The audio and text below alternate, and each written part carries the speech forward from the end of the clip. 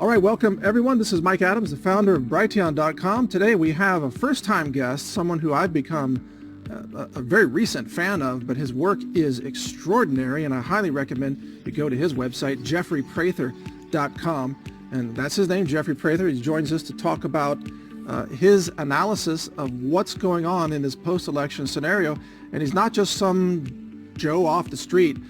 He worked with DIA as an intelligence analyst. He worked with the DEA before. He's got books. He's got warriorschool.com. He trains people in self-defense. He's a firearms instructor, and he's been inside and outside of these defense and intelligence groups for most of his adult life. So he has a tremendous amount of knowledge that's relevant to this, and he doesn't strike me as someone who just invents things to get clicks. That's not what he's into. There are some people like that out there. Jeffrey's not that guy. He's an amazing individual, and I also get a sense he's spiritual and has strong morals that are relevant to what's happening right now. So I want to invite you on, Jeffrey. I hope I didn't embarrass you with that introduction, but I really do honor the work you've done, and it's an honor to be able to talk with you today. Well, thanks. That's very kind. Honored to be here with you. Well, you are a multi-layered, complex individual, but I get the sense that you have a very strong sense of justice and finding out what is right and pushing for justice in our society. And yet what I've heard from your recent podcast is that you are concerned about grave injustices that are being carried out in our nation right now. Could you give us an overview of where you think we are in that context? What has gone wrong recently? And then we'll get into how you think we might fix that. Well, I've been doing this for quite some time now because I was originally a whistleblower with the Drug Enforcement Administration back in the Fast and Furious days. A lot of people don't know that Fast and Furious actually started at DEA with an ATF group, an alcohol, tobacco, firearms group. And I was also a liaison agent at ATF. And I was extraditing the first Mexican cartel leader of the Sinaloa cartel, Miguel Cara Quintero, brother of Rafael, who tortured and murdered our agent Kiki Camarena. It's very infamous. There's been lots of movies and books and songs about him, a great hero. And as I went through that, because once you extradite one trafficker from their safe havens, because their prisons are like palaces, really, and they go out and come as they want. But once that extradition happens, that was a sea change, a tidal change of what was happening. But as I did it, I realized that the biggest obstacle was my own government. And I got called to active duty in 03 to 04 when the second Gulf War kicked off to the DIA. I'm a retired Army major, military intelligence branch, but because I have a lot of special operations time and I was also a special agent, they brought me on to help stand up a counterterrorism group. But I was over at the Pentagon and I had to leave my informant hanging, sort of. And so he was suing the head of the DEA. And so I went over because from the Pentagon, where I had a group, DEA and Marshall's headquarters are right across the street. And I went over and I explained that the suit that he was trying to get a $5 million State Department reward. It had nothing to do. But I inadvertently said, but Michelle Leonard and before her, Karen Tandy, the two Department of Justice attorneys I had worked with who had subsequently become the administrators of DEA, had basically stymied and destroyed my case. And right after I said that, I went back to work.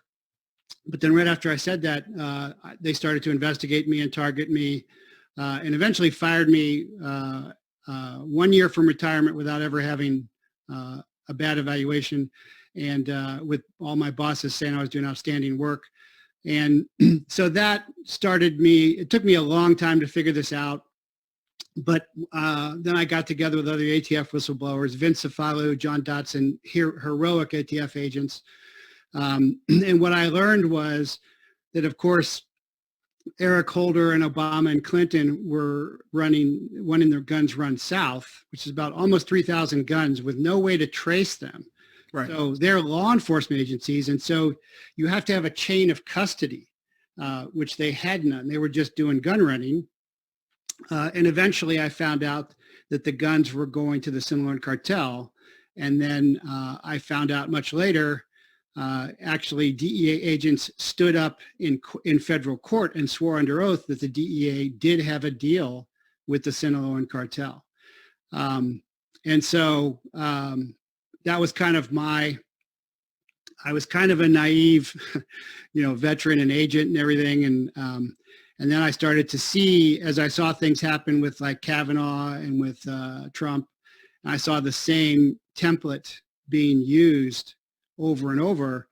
And so I started to be able to predict what was going to be happening, because it's a template that they just pull out and they use. And when you so say that was my introduction to that. Yeah, that's a powerful introduction. And isn't it amazing looking back that Operation Fast and Furious at the time was considered a big deal, a big conspiracy theory. I mean, I remember I was called a conspiracy theorist for even reporting on Fast and Furious. And to this day, the mainstream media denies that that even took place, by the way.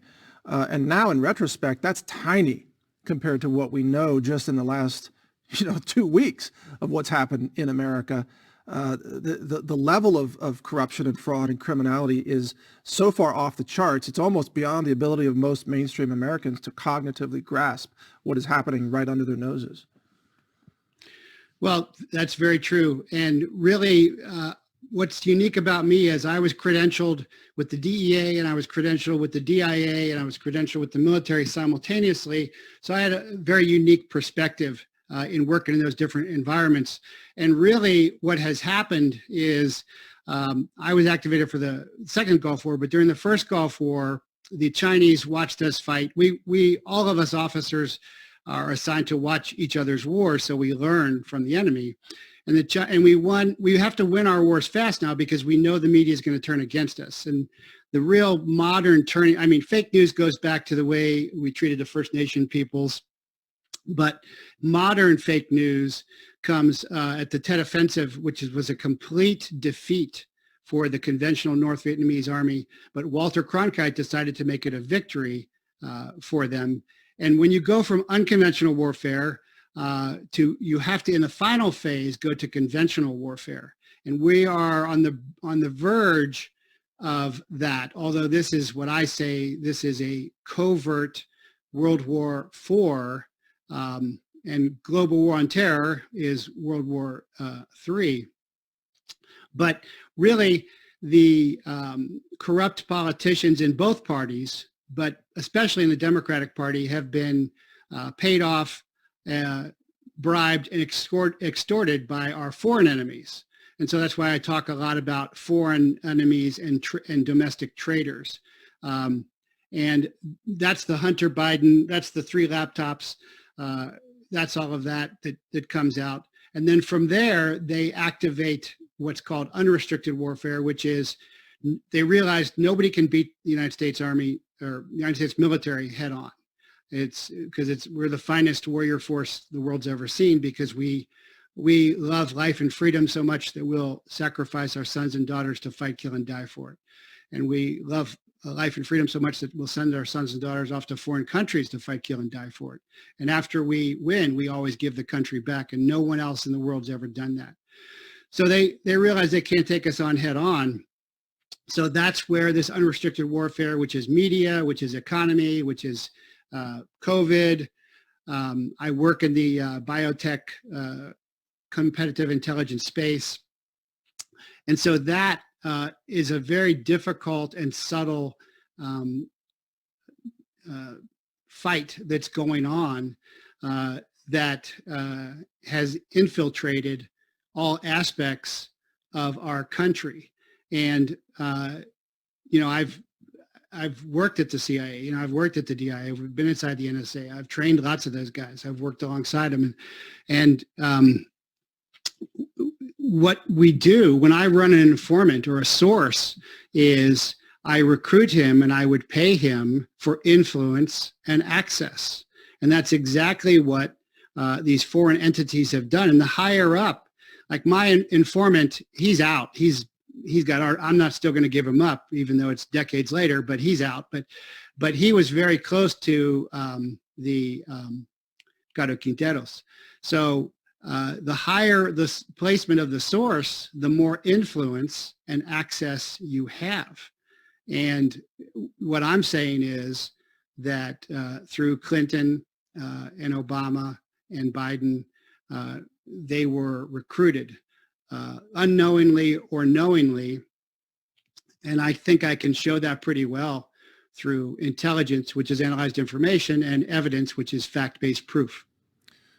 We now have even Sidney Powell and Attorney Lynn Wood both claiming that Georgia Governor Kemp, who's a Republican, is on the take and from communist China, that in fact there appears to be a multi-state scheme, and I've covered this on my website as well, where governors, they redirect taxpayer funds to Chinese front companies for the purchase of COVID supplies, and then from that there are kickbacks to the family members of the governors or the other business entities set up for that purpose. And the supplies are never delivered, or they're delivered in subpar formats. And also a similar situation seems to be with Dominion voting systems, according to other sources that are alleging that it's insurance. You know, if you choose Dominion, then you're going to make sure you win your election. We guarantee it because it's rigged, and you're going to get perhaps kickbacks in certain areas. But other sources I have say that up to 70% of Democrats in Congress and in governorships are, in fact, in one way or another, on the payroll of communist China. Does that sound, I mean, is that consistent with what you think might be happening? Do you think that number's high or low, or what do you think the situation is there? No, I would agree with that number. I would refer to Akami Technologies. I think it's out of Massachusetts, that is wrapped up in the voting machines as well. And that also goes through Dominion and Cytel and Smartmatic, and that goes to Serbia and Venezuela and Spain and Germany, of course, as well. And you mentioned in your previous podcast that there was a raid, not just in Frankfurt, Germany, and not just in Barcelona, but also a raid in Canada on Dominion systems. And could you give us some more details on that raid? Because I wasn't familiar with that one taking place. Well, Dominion's out of Toronto, I believe. So yeah, there was also a SCIF, which is a secret compartmented information facility. It's where you go in and you can't take in any devices. And I've spent a lot of my life in SCIFs, and there was a special SCIF set up the night of the election. And this goes along with President Trump's tweet about Biden being a national security threat. And I don't tweet a lot, but I did tweet that when someone's designated a national security threat, that flips a switch. That's not politics, and that's not criminality, and that goes over to the DOD. And I think I kind of blew up when I said Q is Ezra Cohen Watnick. Yeah, that really was a shocker.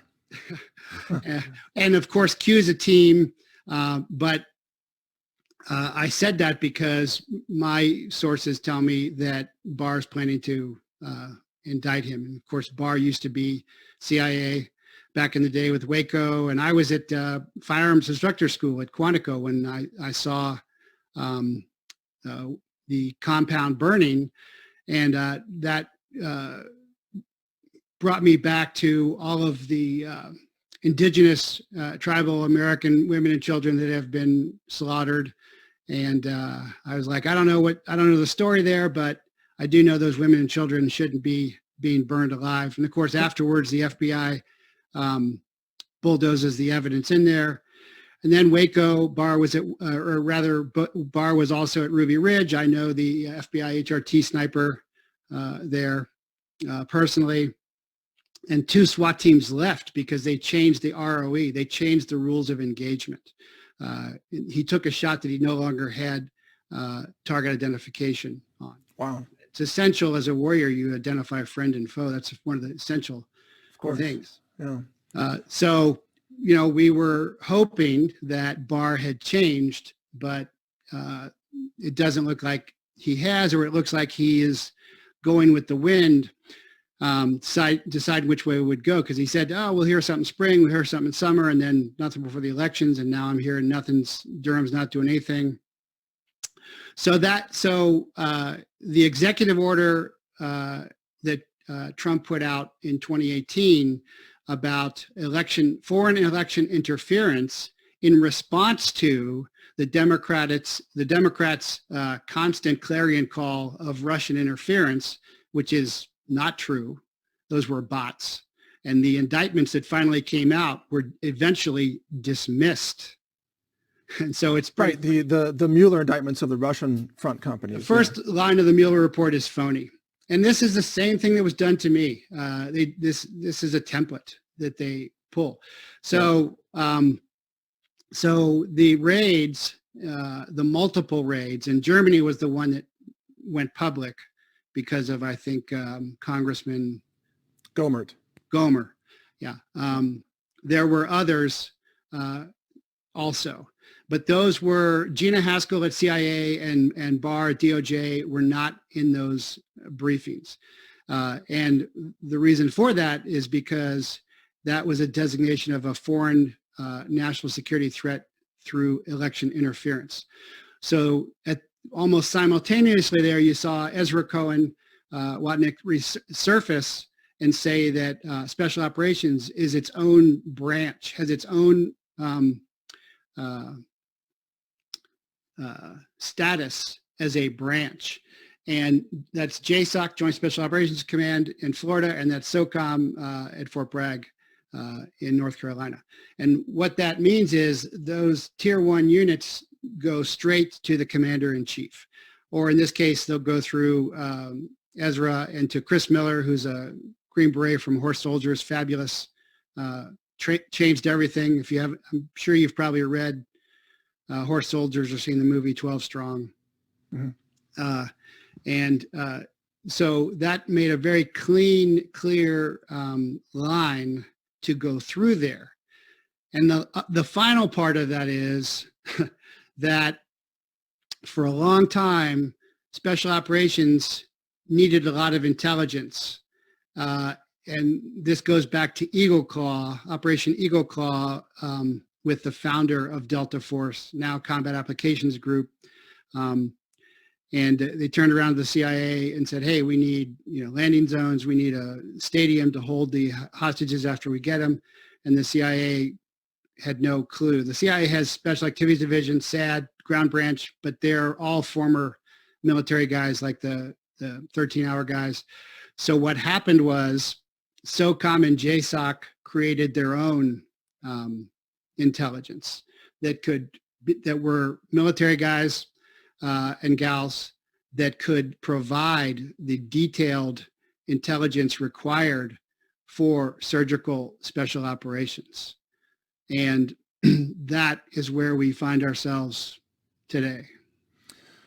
So big picture thinking here, is it your position that Trump is either preparing to activate special operations forces or may have already done so in certain covert operations cases to, say, capture, interrogate, rendition, flight some of these traitors? Is that going on, or could it happen soon, in your estimation? Well, SOCOM and JSOC are always activated. There already have been operations ongoing.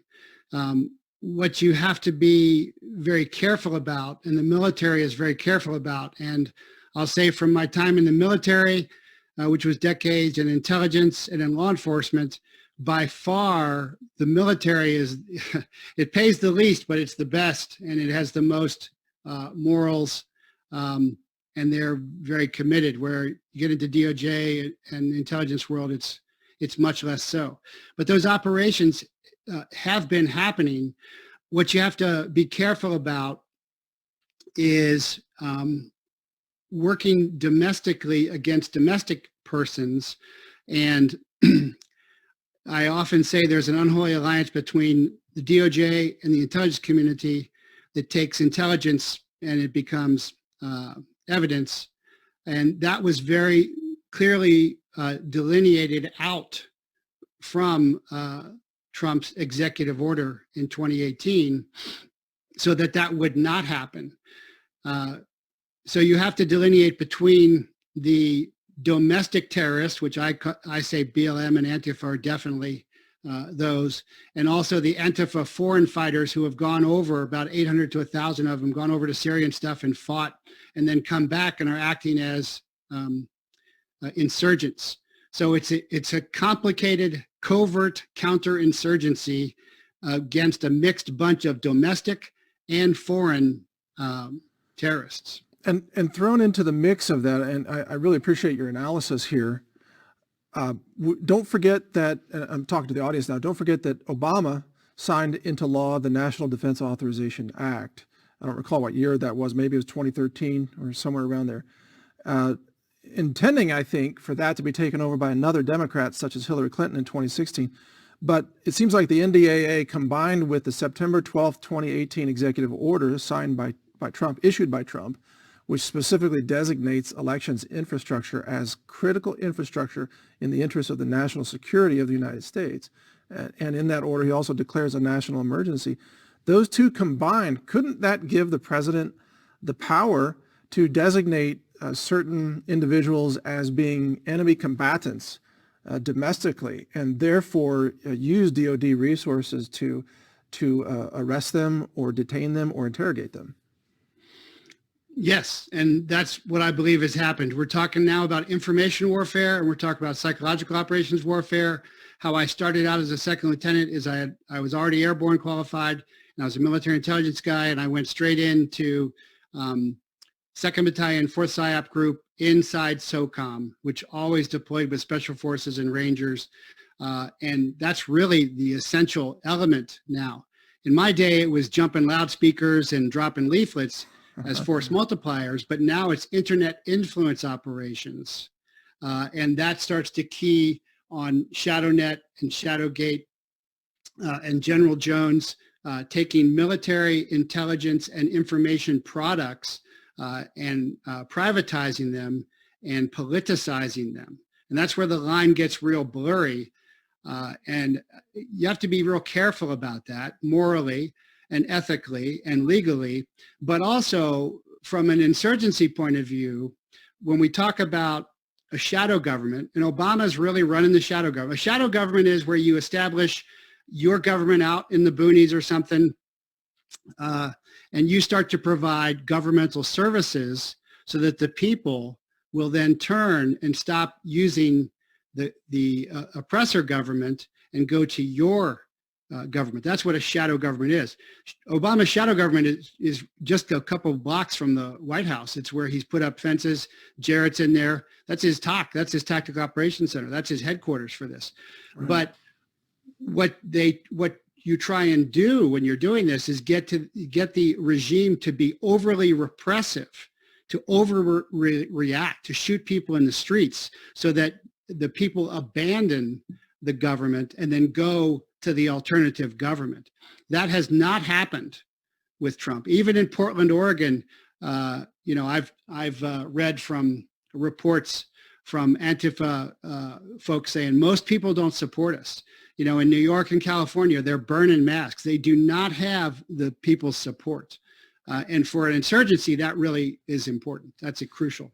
I'm really glad you brought that up because it seems like elements of Obama's shadow government, as well as what we might call globalist interests, appear to be trying to maneuver Trump into a position where he is forced to invoke the Insurrection Act or to deploy some elements, perhaps the Marines in certain cities, because of bloodshed in the streets. And I think one example of this, there's an Antifa leader just a couple of days ago was tweeting out they're going to block the roads in conservative areas to deny Trump supporters access to food and fuel and other such things.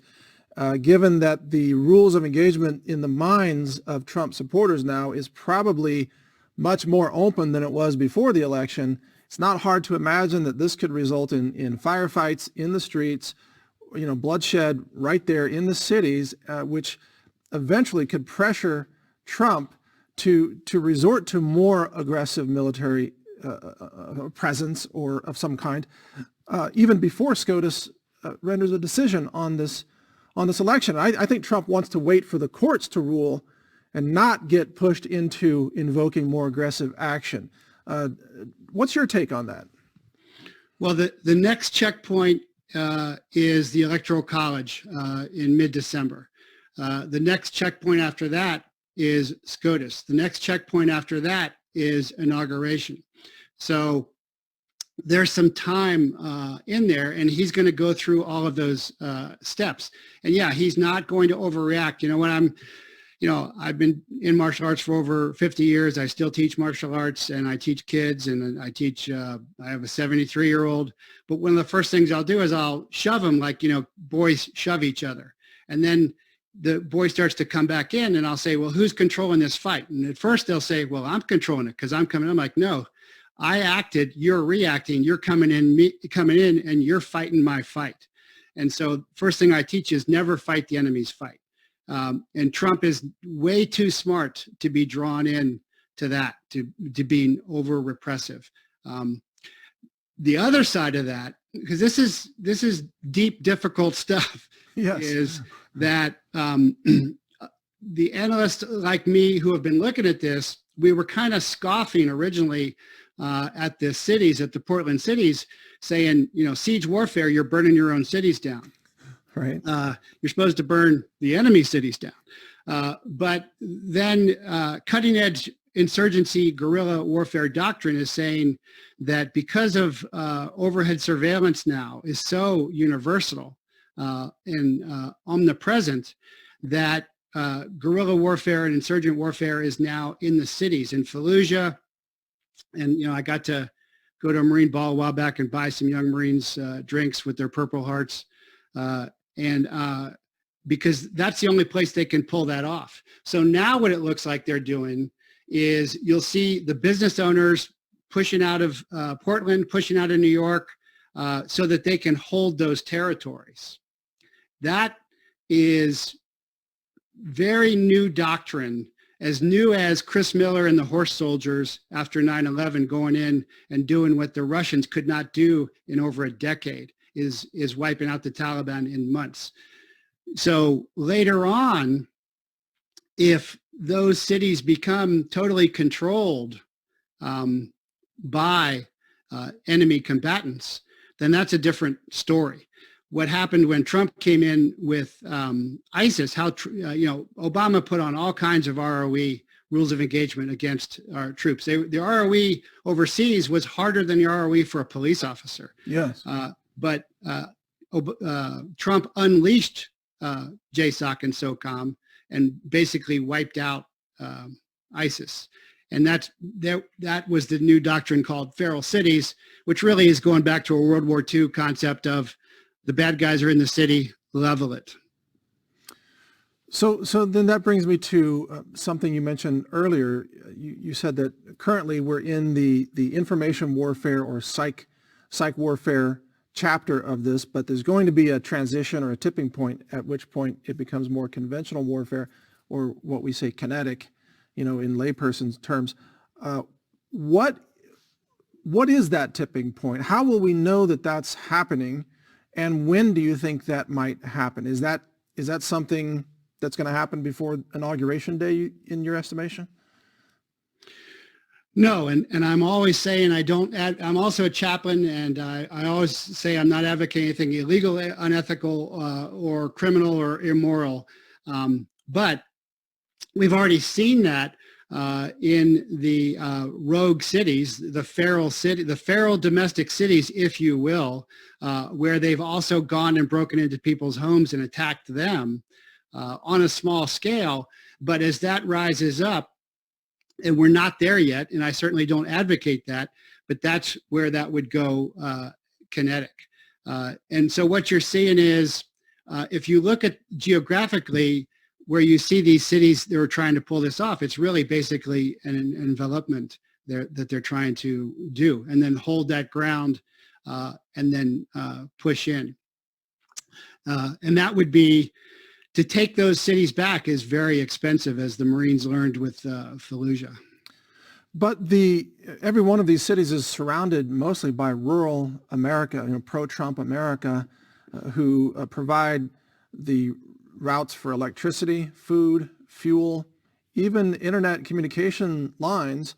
They can all be severed with nothing but a tractor backhoe. I know this because they're broken all the time, and our servers are taken off all the time because people are digging up fiber optic lines, accidentally. Imagine if they try to do that on purpose, or think about the water supply going into Los Angeles or the food supply going into Portland.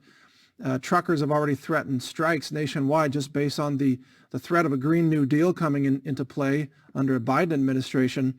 Isn't there a possibility that this could become siege warfare, where the rural areas say we're not going to support the cities who are trying to burn this country down?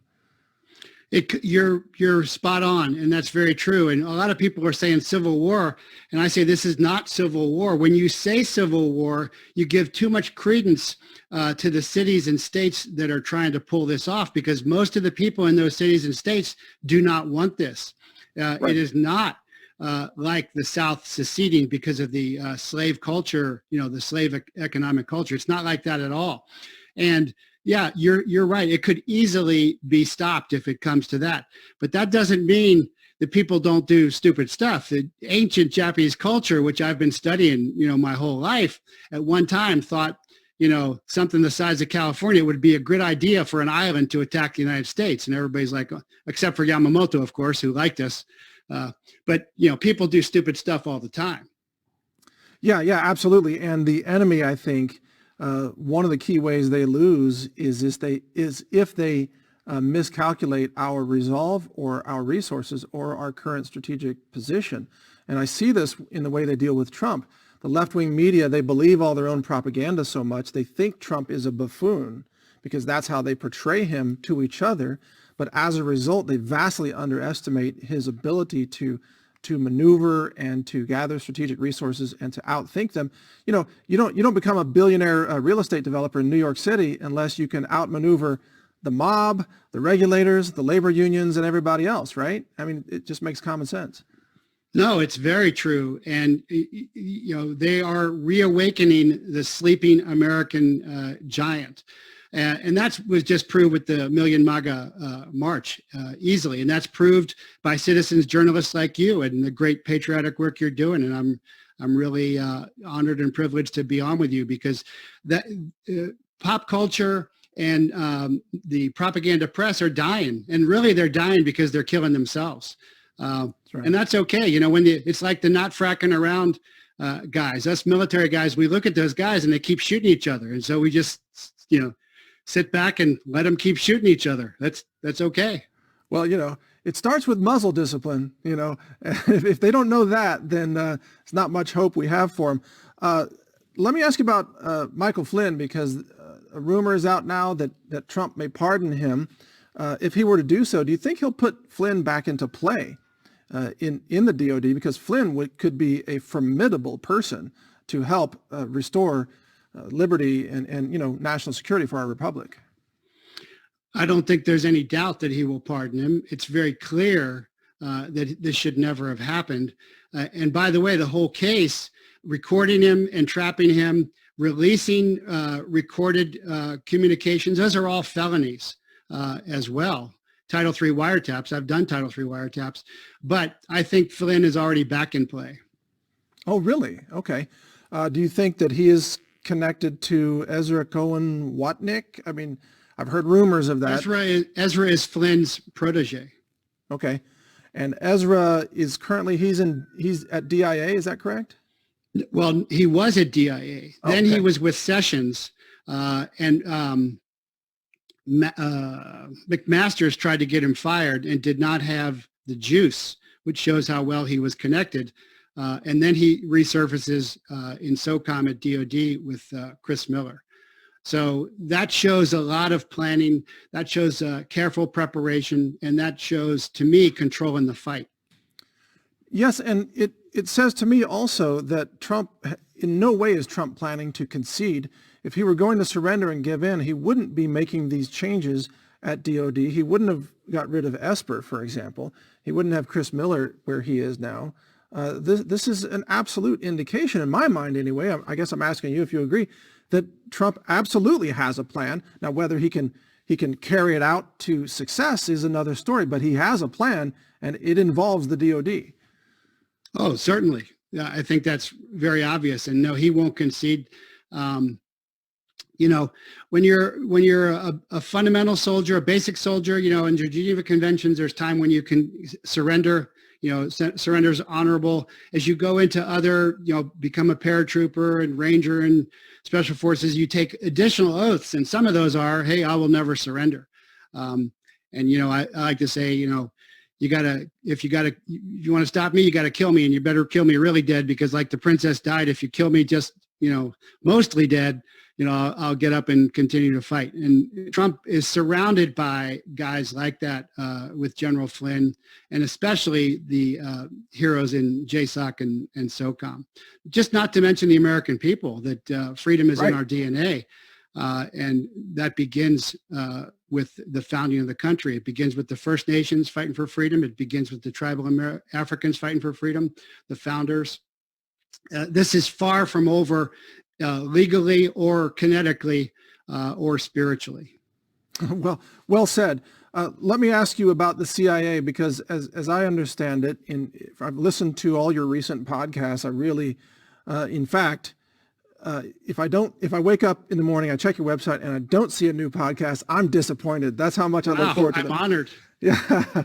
Yeah. No, really. I'm checking and I'm downloading, and I'm just playing them on my mobile device while I'm doing exercise and kettlebells and things.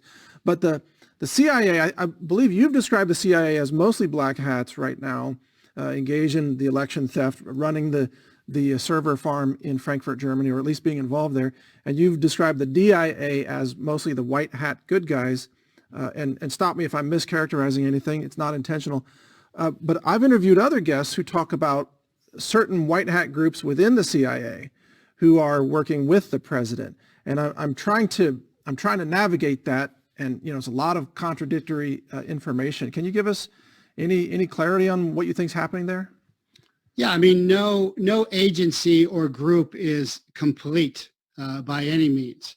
Yeah, there are certainly white hats in the CIA, but so World War II and the founders did not really prepare for this, even though Washington was all about spies and intelligence. Washington, the never tell a lie myth was totally, you know, not true. He was all about deception and psyops and intelligence. And, you know, lost almost every kinetic battle and won the information war and the PSYOP war and everything else. But out of World War II, from the OSS, the Office of Strategic Services, Wild Bill Donovan, comes two things, the CIA and Special Forces. Special Forces is Army, and they have just performed magnificently. I'm proud to have been on a B team supporting the ODA guys, and they're fabulous, amazing. The CIA, right after that is when you start to see endless war begin. You get to Korea, what happens? Stalemate. I served in South Korea. Now Trump upended that because the fence came down. That was incredible. We go to Vietnam, Gulf of Tonkin, false flag, but stalemate again. Trump comes in, end of ISIS. So you can see when it's an intelligence and informational warfare and PSYOP warfare, not to mention kinetic, how important the tail is to the teeth and where that is happening. But there are elements in CIA that are good, but most of those guys are Yale, Harvard, the Ivy League guys, the State Department guys, and they're indoctrinated very early, and that's it. The DIA and the NSA, to a lesser extent, are mostly military guys, and they're blue-collar country boys, you know, with patriotism. And, you know, of course, Admiral Rogers from the NSA was the guy who figured out what they were doing and went and told Trump, hey, get out of the towers because they're on you. So that's why I basically say it's DIA versus CIA, and it's DOD versus DOJ. It's not completely true, but it is mostly true. Yeah. Well, if Trump has the NSA, or at least a sufficient element of the NSA, then aren't those data files the keys to the kingdom? Because can't he then go to every person who is a traitor or who's on China's payroll? Or, if the NSA is on them, they've got their phone records, their text records, their financial transactions, everything, right? And that is information that, you put somebody on one of these rendition flights, you say, look, here's what we've got on you. You do an Agent Smith on them. You sign a confession, or you cooperate, or you're going down. We've got everything. Is that happening, you think? Well, there's certainly been renditions as far as I know, most of that was done by CIA. And of course, I have ethical concerns about that as well. If you're following the Q script, then NSA certainly does have all the Clinton emails and all of that. And that, he gets the binders and starts his journey going to Saudi and going everywhere and showing him the binders and saying, hey, you can come over, or we can start releasing that. And then right after that, though, you saw a lot of politicians, including a lot of rhinos, resign. A lot of them. So that fits the script there. Then that there are some that are in so deep, like the Clintons, that they got to play this out to the end. It's like a dictator in a country who has slaughtered many of their own people. You got to go to the end game. There's just no turning back. So, but what that the way you said it, I disagree with, because if you follow the Q script, and I'm not a Q guy, I'm just an intel guy. I look at all the intelligence, including the Q stuff. But the Q stuff is, we had two paths. We had kinetic, or we had show everybody, informational warfare. And informational warfare was chosen to spare blood and treasure to a lesser extent. But if you look at what's going on, that's what's happening. And it's become really clear, except to the highly indoctrinated, that the deep state is deep and obvious, and that we're not going to put up with it. So that's why at the end of my shows, I say, hey, we're still winning this. It's just a psyop telling you, hey, you're losing, you can't win. But the majority of the country is not by any means with these people. I would say the majority in these cities of New York and Portland are not even with these guys, because, getting shot and raped and looted and burned out, nobody is for that. Yeah, there's a young college crowd that haven't yet had kids or had to get a job or something, but that is a small minority. So there's the legal challenges, there's the kinetic challenge, and there is the informational psychological operations warfare challenge. And as far as I can tell, as a dispassionate intelligence officer, they're losing on every front. So who do you think is sitting in the White House as president on January 21st? Trump. And then obviously there will be repercussions to that, because the media will portray Trump as having obviously stolen the election, or if he has invoked any military response, they'll portray him as a military dictator. So do you anticipate, kinetic uprisings of the left at that time? Certainly. Notice how quiet it's been. And there were even communications went out to Blantifa saying, hey, watch a movie, take a break right now, keep it quiet. But they have been somewhat quiet.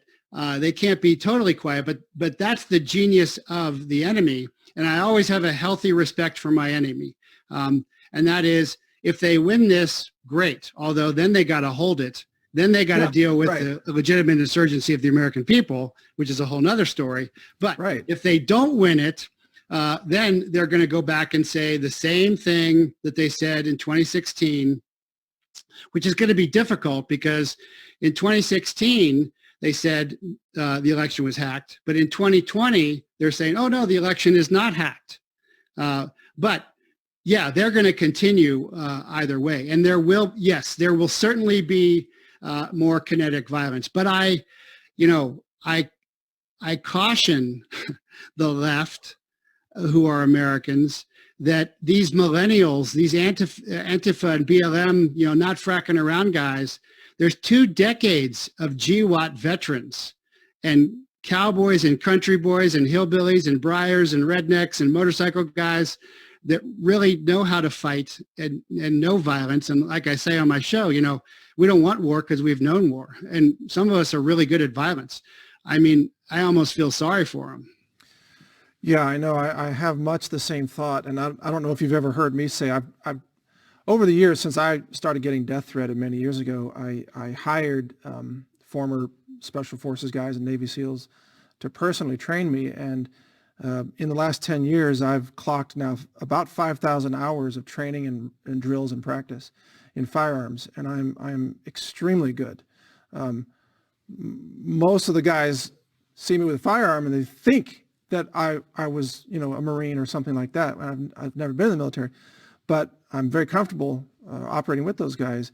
And my skill set is not that unusual in Central Texas where I am. There are guys that are way better than I am, competition shooters and precision long-range shooters that can outrange me, for example. And I think you're right. The left absolutely fails to understand that, for us to put rounds through a 4-inch hole at 400 yards, that's just the warm-up cycle on my Desert Tech rifle. That's just making sure the trigger's working. That's not even a challenge at that size and that range. What happens when the American people decide to go to town?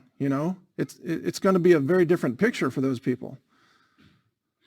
Well, I mean, you've already seen a lot of militias and veterans group and neighborhood defense forces stand up and push them out. And you've seen them pretty organized, where they hold their line and they pull back, and it's basically Roman formations, and very disciplined and very compassionate and very surgical. But war is never good. War is a bad choice versus a terrible choice versus an unthinkable choice. Right. And we certainly have, as Americans, have committed our sins of genociding Native peoples and enslaving tribal African peoples.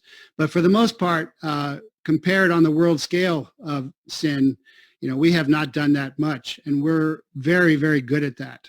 And so the problem for them is, on anybody's scale of insurgency, eventually you go from unconventional warfare to conventional warfare. And that means at some point you have to get the military to either turn or at least stand aside. And even the posters in Portland and stuff have said, they've abbreviated the cycle because they don't fully understand it, but they'll say, we need the military to stand aside or turn. And that's where you see the letters. First of all, that's where you see Obama firing about 250 field grade officers in the military, but he also did the same thing in law enforcement. He also did the same thing in intelligence. And that's why Trump has to keep firing guys, because the top layers are just terrible. But now he doesn't even have top layers. He's got Chris Miller. He's got a SF operator. He's got Ezra, a DIA guy there. And that will be very, very difficult for them to achieve. I used to do interviews under Obama, and people would ask me when I do speeches or interviews, when is the military going to have a coup? And I'm like, we're not. George Washington would turn over on his grave for that. And it's very clear, the evidence and the intelligence is overwhelming that there was foreign election interference. Right. And so that is informational warfare right there. And that's psychological warfare right there. And that's more than half the battle. That's why it's in SOCOM, because it's such a force multiplier. And they don't understand that. And so they aren't even close to that. Yeah, and we haven't heard Nancy Pelosi being very vocal recently, and we haven't seen Senator Kamala Harris resign from her post as senator. So we're seeing signs, and also we saw CNN the other day, even after Joe Biden staged a fake acceptance speech. Remember the cars surrounding the stage, and Biden wasn't even speaking at the podium. It was just edited together. CNN is now saying that Trump is going to have a shadow inauguration, a fake splinter government. This was on CNN a couple nights ago, which tells me that CNN knows that that's what Biden is planning to do. Yeah, no, whatever the left is, I learned this the hard way. Whatever they're accusing you of, they're doing it. Just like right. the office of the president-elect, there is no such office. Right. Whatever they're saying that you're doing, they're actually doing. And that is the genius of the left is, if they win, great. If they don't, we'll continue the fight. And that's what communists are really good at. General Jerry Boykin, is a chaplain like I am, and he was the commander of Delta and INSCOM, Intelligence Command. He said that what we used to see in other countries is now what we're seeing brought to America. And that really starts with the indoctrination and dumbing down of our kids in school, so that they don't understand history and they don't understand what's going on. And that's a real problem. Yeah, and they're not taught morals and ethics as well. And I know you're a holistic thinker about how to solve these big problems, and you're right. It really gets down to these core fundamental values that are taught or not taught to children in the schools and by family members too, which is why the family unit is critical for the survival of any civilization. At the same time, well, we've already covered a tremendous amount of ground, and we're out of time for today. But this has been fascinating, Jeffrey. I really want to thank you for what you're doing for our country. And I want you to know that many people really depend on your podcast. I'm not even joking. My mom is a fan now of yours as well. Yes, my mother. And because I turned her on to you, and she's like, did Jeffrey post another podcast? And I'm like, no, Mom, you're going to have to wait. I'm waiting too. We're all waiting. So just know that you have a lot of influence, even though, we're all censored on the main platforms. I think you still have a voice on YouTube for the moment, correct? I'm still there. Hard to believe. Well, yeah, that might not last long after this appearance. Who knows? But keep doing what you're doing, and we'll help get the word out for you, because I think your knowledge, your wisdom, your approach is really critical for our time. Well, thank you very much, and right back at you. I'm a big fan and really appreciate everything you're doing for our country as well. Well, God bless you. I'm fighting hard as you are, and for all of you out there watching this, share this video. You have permission to repost it on BitChute and other platforms anywhere you want. We got to get the message out and know that we are actually winning this fight to defend our republic. So keep up the faith, and we can, in fact, achieve victory against these forces of destruction. Thank you for watching today. I'm Mike Adams, the founder of Brighteon.com and publisher of naturalnews.com. Take care, everybody.